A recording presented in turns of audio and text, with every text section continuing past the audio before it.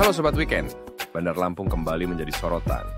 Sebuah rencana besar sedang disiapkan, pembangunan kereta gantung sepanjang 4 km. Yup, kamu nggak salah dengar. Pemerintah Kota Bandar Lampung di bawah kepemimpinan Wali Kota Eva Duyana berencana menghadirkan moda transportasi modern ini sebagai solusi alternatif untuk kemacetan dan juga daya tarik wisata kota. Wali Kota menyampaikan rencana ini dengan penuh harap, bahkan sampai minta doa dari masyarakat agar proyek ini bisa benar-benar terwujud. Tapi, pertanyaannya, apakah kereta gantung ini benar-benar realistis? Mari kita bahas dari beberapa sisi. Pertama, transportasi dan kemacetan.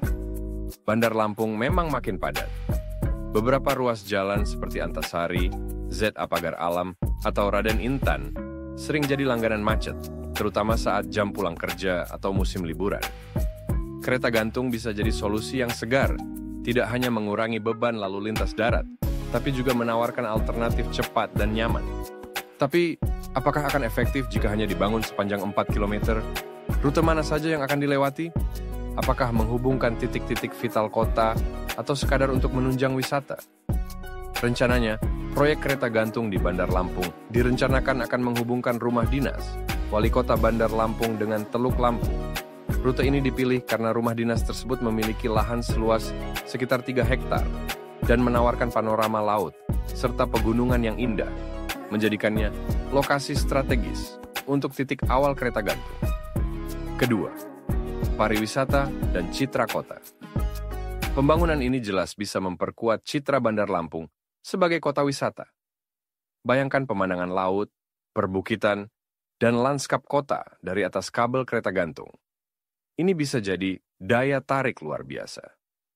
Dengan rincian sekitar 1 km dari rumah dinas ke bibir pantai, dan sekitar 2,5 km melintasi laut menuju pulau di lepas pantai.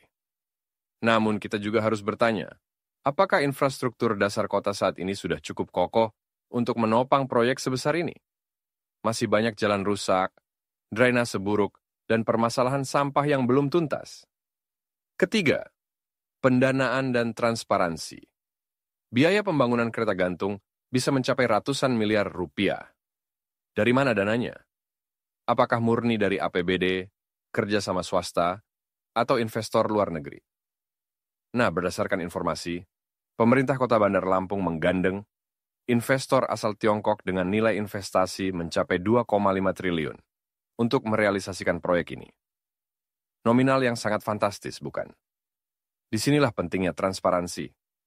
Masyarakat punya hak tahu bagaimana anggaran digunakan dan bagaimana proyek ini akan diawasi.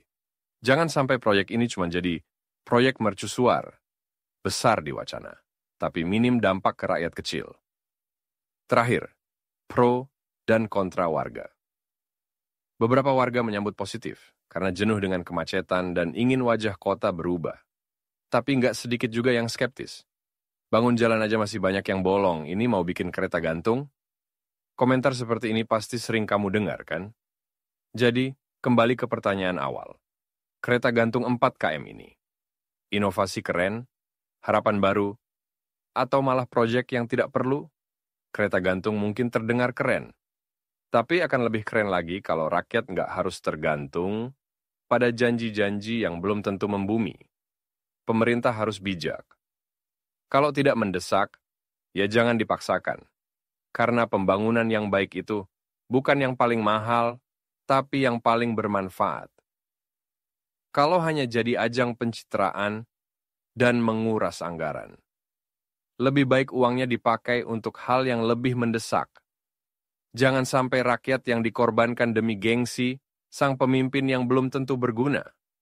Kalau kamu warga Lampung, kamu lebih pilih kereta gantung atau pembenahan fasilitas yang sudah ada dulu? Tulis pendapat kamu di kolom komentar. Jangan lupa like, komen, dan subscribe untuk video menarik selanjutnya.